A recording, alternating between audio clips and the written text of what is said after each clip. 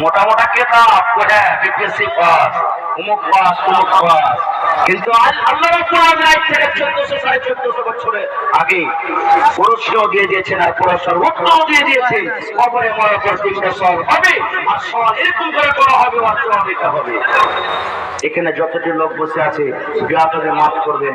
একটা একটা করে যদি আমি জিজ্ঞাসা করি, ভাই কবরে যে তিনটা সওয়াল হবে, ভাই রে এই তিনটা সওয়াল আজকে আমি আপনাদের সামনে রাখছি, মেহেরবানি করে জবাব দেন। আমার মনে হয় এখানে হাজার হাজার মানুষ আছেন, হয়তো 50 থেকে 100টা লোক বলতে পারবে, তাছাড়া বলবে কে জানি যে মৌলানা, কি জানি না, কে জানি যে মৌলানা।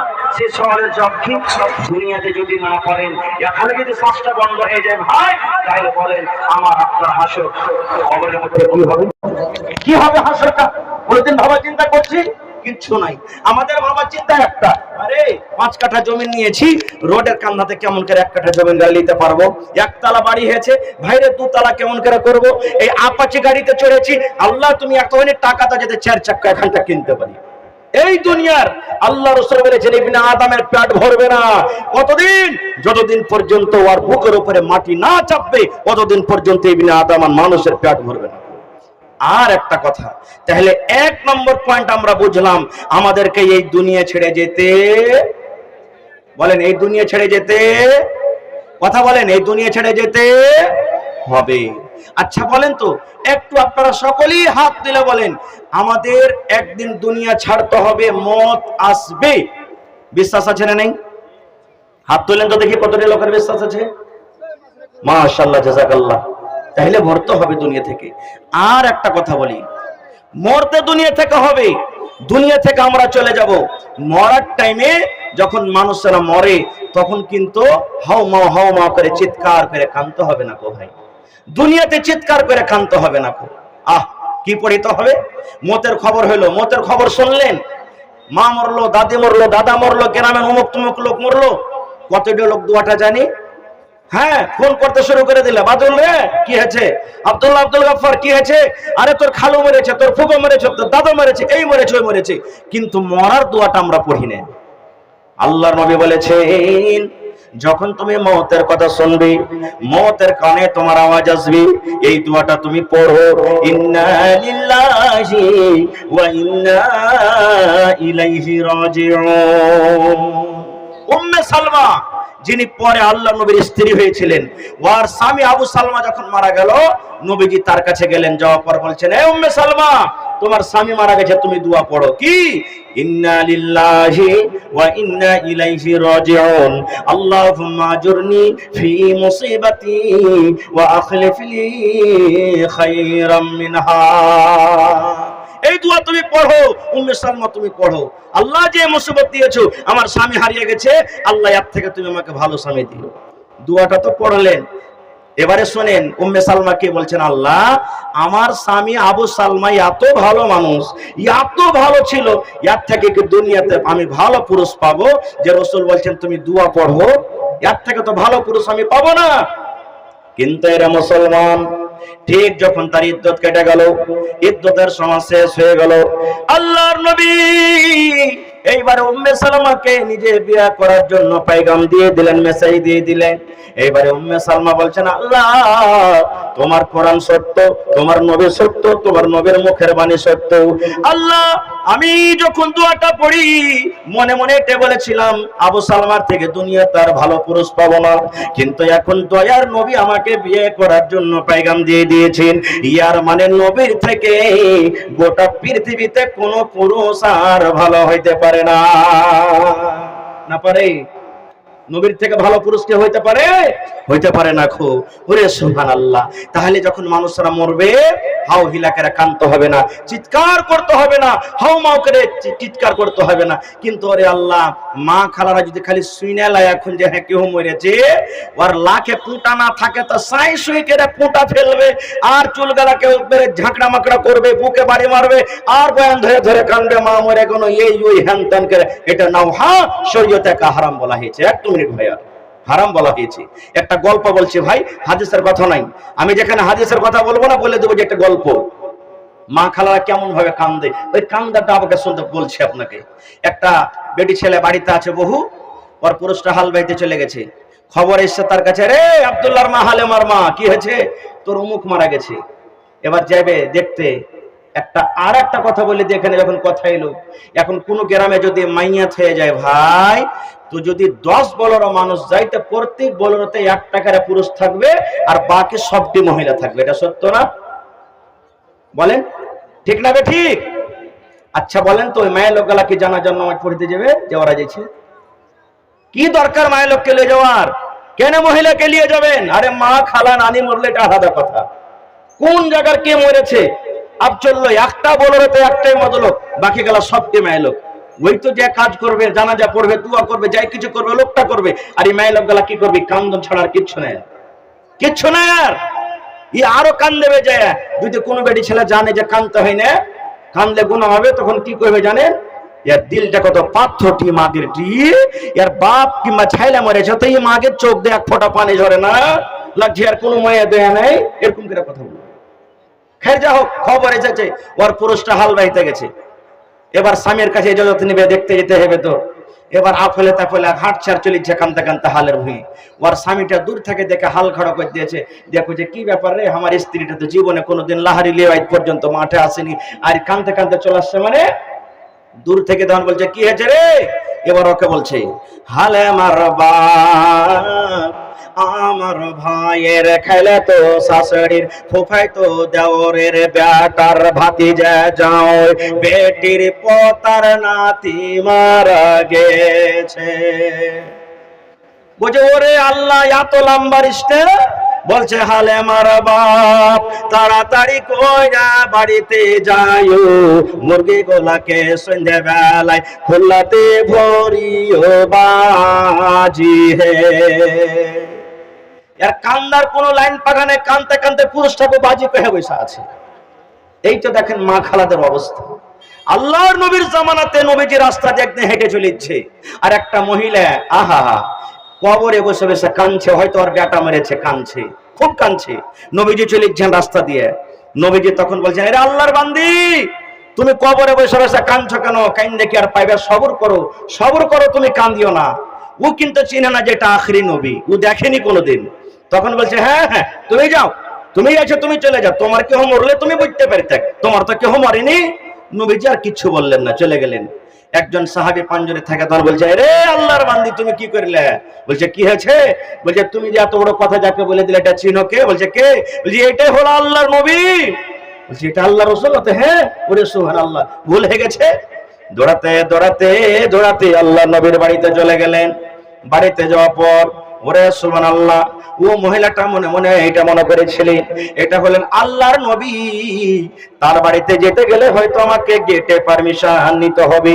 এই নবীর বাড়িতে সিপাহী আছে, হলদার আছে, পুলিশ আছে, কিন্তু রে আল্লাহ সিম্পল কিচ্ছু নাই, দেখতে পেলাম না।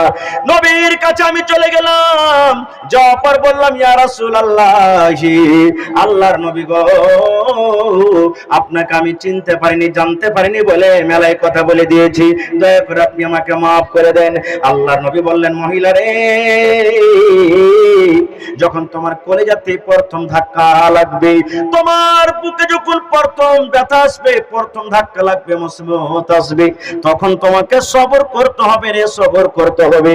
এর নাম হলো সবর, এর নাম হলো সবর।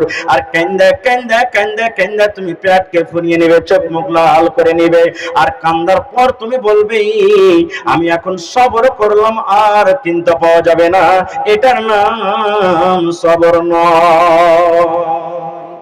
প্রথম ধাক্কা আসবে, মুসিবত আসবে, তখন তুমি সবর করো, এর নাম হলো কি? সবর। হ্যাঁ, কান্দেন ভাই, কান্দতে মানা নাই। কেমন কান্দবেন?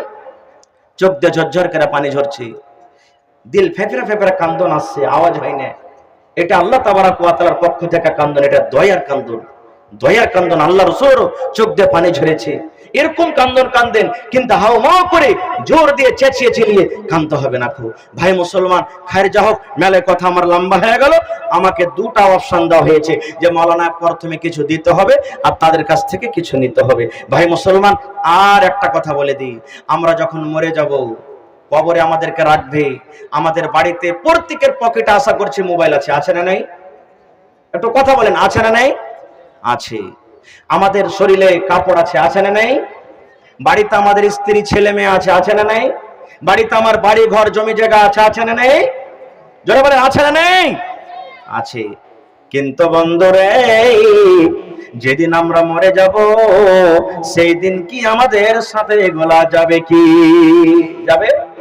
আল্লাহর নবী বলেছেন, উম্মত তুমি যেদিন মরে যাবে তোমার সাথে তিনটা জিনিস যাবে রে, তোমার সাথে সাথে তিনটা জিনিস যাবে। আর কবর থেকে দুটো জিনিস ওয়াপাস আসবে, আর তোমার সাথে একটাই জিনিস যাবে, সেটা হলো তোমার আমল। কে কে তিনটা জিনিস যাবে? আল্লাহ নবী বলেছেন, এক নম্বরে তোমার সাথে মাল যাবে। মাল বলতে কোন মাল যাবে? এই যে আপনাকে যে কাঁথাটাতে নিয়ে যাওয়া হয়, যে আপনাকে সুজনিতে নিয়ে যাওয়া হয়, যে আপনাকে গাড়িতে করে নিয়ে যাওয়া হয়, যে খাটলাতে আপনাকে নিয়ে যাওয়া হয়, এই খাটলা আপনার সাথে যাবে। দুই নম্বরে নবী বলেছেন, উম্মত তোমার সাথে যাবে তোমার গ্রামের লোকজন, তোমার বেটা যাবে, তোমার ভাই যাবে, তোমার নানা যাবে, কাকা যাবে, গ্রামের লোকেরা তোমার সাথে সাথে কবর পর্যন্ত যাবে। এবার তোমাকে তিন খাবল করে মাটি দিয়ে বাড়ি ঘুরে আসবে। এবার তোমার সাথে যাবে রে উম্মত, একটাই মাত্র যাবে, সেটা হলো তোমার আমল। ওরে সুবহানাল্লাহ।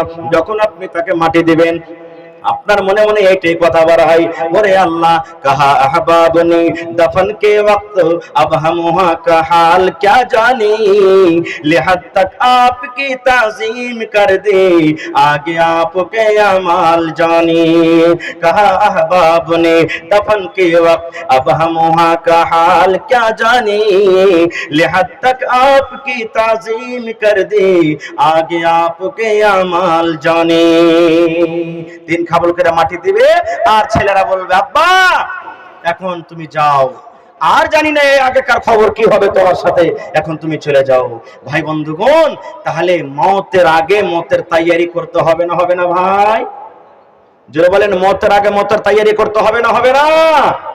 আল্লাহ কোরআনে বলছেন, আল্লাযী খালাকাল মাউতা ওয়াল হায়াত, মওত এবং হায়াতকে আমি আল্লাহর জন্য সৃষ্টি করেছি, লিয়াবলুয়াকুম আইয়ুকুম আহসানু আমালা, মানুষের আমি কিয়ামতের দিন পরীক্ষা করব, এই মানুষ তোমাদের মধ্যে সবথেকে ভালো আমল কে করে। এই জন্য আমি আল্লাহ মওত এবং হায়াতকে তৈরি করেছি। ভাই মুসলমান, তাহলে আজকে এই যে বাড়িতে আমরা আছি, যে একতলা, দুতলা, তিনতলা, পাঁচতলা বাড়িতে আমরা আছি, এটা কি আমাদের আসল বাড়ি? এটা কি আমাদের আসল ঘর? না। এক্ষুনি মওত হয়ে যেতে গেলে আমাদেরকে বাড়িতে রাখবে না, আমাদের বাড়িতে রাখবে না, আমাদেরকে কবরের ভিতরে রেখে আসবেন। যে স্ত্রীর পাঞ্জরে আপনি সারা জীবন ঘুমালেন, আরাম করলেন, মরে যদি যায়, দুজনের মধ্যে চাই স্ত্রী চাই পুরুষ, শুতে আছে রাতের বেলাতে, হঠাৎ করে দেখছে দুজনের মধ্যে, আর যা আমার স্ত্রী কিংবা আমার স্বামী মারা গেছে, আর শুধবে না, হাও মাও করে চিৎকার করবে। 1 কোটি টাকা দিয়ে দেন, তাও শুধবে না পাঞ্জরে। মওত একটা এমন জিনিস, তাহলে দুনিয়া থেকে তো আলাদা হয়ে গেল ভাই। তাহলে নিজের আমল নিজে করতে হবে ভাইরে। কবরস্থানের জালসা, যে মওতের পর আজকে আমরা ডিহি ডাফল কিনি, 5টা বেটা আছে, 5 জায়গাতে ডিহি কিনবো, বেটার কে অসুবিধা না হয়। বন্ধুরে, আজকে হলো এটা আপনার ডিহি, মরার পর কিয়ামত পর্যন্ত শুয়ে থাকতে হবে জায়গাটাতে। ওই জায়গাটার জন্য আজকে আপনি জালসা করছেন। ভাই 1 টাকা দিবেন, 1 টাকা আপনার কাছ থেকে নিয়ে নেব, 1000 দিবেন, 1000 নিয়ে নেব। তবে মুসলমান, আজকে আমি এলাকাতে নতুন, আপনাদের এলাকাতে জীবনে কোনোদিন আসেনি, কে কেমন দেন আল্লাহ জানে। তবে একটা আবদার রাখছি ভাই, এই কবরস্থানের জন্য কোন আল্লাহর বান্দা এমন আছেন 5 কাঠা জমি দান করবেন? কেউ 1 কাঠা দান করবেন? যেখানে আপনার কবরস্থান খরিদ করেছেন, আঞ্জর পাঞ্জর থাকলে লাগিয়ে দেন। মাওলানা আমি 1 কাঠা জমিন দিয়ে দিলাম কবরস্থানের জন্য। কিংবা ওইখানে আপনার জমিন না, মাঠে অন্য জায়গাতে কোনো জায়গাতে আছে, বিক্রি করে যা টাকা হবে আপনি লাগিয়ে দিবেন দেখি। কিংবা একটা লোক দেখি 1 লক্ষ টাকা দান করবেন। একটা লোক 8 ডিসমিল জমিনের দাম কম করে 50,000 টাকা দান করবেন। ডাক্তার মুসলিম 25,000 টাকা, আর স্ত্রীর নামে দোয়া, মা বাপের নামে 66 আহা, স্ত্রী বেঁচে আছে? জি না, মারা গেছে। আহা হা, এই দেখেন, মুখিয়া ছিল। ডাক্তার মুসলিম সাহেব 25,000 টাকা দান করলেন ভালোবাসা স্ত্রীর জন্য। আল্লাহর নবীর হাদিস, এখানে যোগ্য যোগ্য ওলামা বসে আছেন। আল্লাহর রাসূল বলেছেন, যে মহিলার প্রতি তার স্বামী রাজি, ওই মহিলা আল্লাহর জান্নাতে যাবে। আল্লাহ সামাদ। স্ত্রীর প্রতি মহব্বত, ভালোবাসা দেখেন। আমার নানা জান ডাক্তার মুসলিম সাহেব 25,000 টাকা দান করলেন। নারে তাকবীর, মাশাআল্লাহ, জাযাকাল্লাহ, হায়াকাল্লাহ, বারাকাল্লাহ। রব্বানা যালামনা আনফুসানা ওয়া ইল্লাম তাগফির লানা ওয়া তারহামনা লানাকুনান্না মিনাল খাসিরিন। এই রব্বুল আমিন, তোমার বান্দা ডাক্তার সাহেব ভালোবাসা স্ত্রীকে স্মরণ করি 25,000 টাকা আল্লাহ জমা করে দিলেন। আল্লাহ তার দান তুমি কবুল করে নাও, মনের আশাকে আল্লাহ পুরো করো, আল্লাহ রুজি রোজগারে বরকত দাও, হায়াতকে তুমি বাড়িয়ে দাও, নেককার দিনদার করে রাখো। আল্লাহ দুনিয়ার খবর পাওয়া যায়, কিন্তু কবর একটা এমন দাস, কবর একটা এমন জায়গা। আল্লাহ কতদিন হয়ে গেল স্ত্রী কবরে চলে গেছে, আজ পর্যন্ত কোনো খবর এলো না। আল্লাহ স্ত্রীর কবরে তুমি জান্নাতের বিছানা দিয়ে দাও, আল্লাহ তার কবরকে তুমি নূর দিয়ে মনোয়ার করে দাও। রব্বানা তাকাব্বাল মিন্না ইন্নাকা আনতাস সামিউল আলিম। আমিন সুম্মা আমিন। মা খালাকে পিন্ডালে চাদর দেন। ইসমাইল হাজি। মা খালাকে পিন্ডালে তাড়াতাড়ি করে চাদর দিয়ে পাঠান। আর মায়েরাকে বলবে চাদর যাইছে মা, 10 টাকা 15 মিনিটের মধ্যে আপনারা নিজের নিজের দান টাকা মেহেরবানি করে দিয়ে পাঠান। আর আপনাদের কাছে ভাই আবদার, যে সময় বেশি আমার হাতে নাই, আমার পিছনে আরো বড় বড় ওলামা অবশ্যই আছেন, তারাকে আপনারা শুনবেন। 10-15 মিনিটের মধ্যে ভাই একটু মেহেরবানি করে এই আখিরাতের ঘরের জন্য, কবরস্থানের জন্য, মরার পর যেটা আমাদের আসল বাড়ি হবে, সেই বাড়ির জন্য আজকে বাড়ি কিনতে বসেছি ভাই। কম করে 3 হাত, এই যে আমরা 5 হাত জায়গা নি, কম করে প্রত্যেক মানুষ নিয়াত করেন, বেটারে দুনিয়া ছেড়ে চলে যাব, কিন্তু আজকে আমি নিজের জায়গা নিজে খরিদ করে যাব, ওই জায়গাটার জন্য দিয়ে যান ভাই। ইসমাইল হাজি 5,000 টাকা দান মা বাবার নামে। আহা, নিজের স্ত্রী আমার আলহাজ ইসমাইল সাহেব নিজের মা বাপ এবং মৃত স্ত্রীর জন্য 5,000। হাজি সাহেব নাই খেলে, মাশাআল্লাহ ভালো আছেন, কিছু বাড়াইতে পারবেন না হাজি সাহেব? ডাবল করে দেন এটাকে, আল্লাহ ভালো রাখবেন ইনশাআল্লাহ। জি হ্যাঁ, পরে দেন, লিখে দেন, দিয়ে দিবেন পরে। জি জি আচ্ছা চলেন। আমার হাজি সাহেব ইসমাইল সাহেব নানা যান 5,000 টাকা দিলেন নিজের স্ত্রী মা বাবার জন্য। আল্লাহ রাসূল বলেছে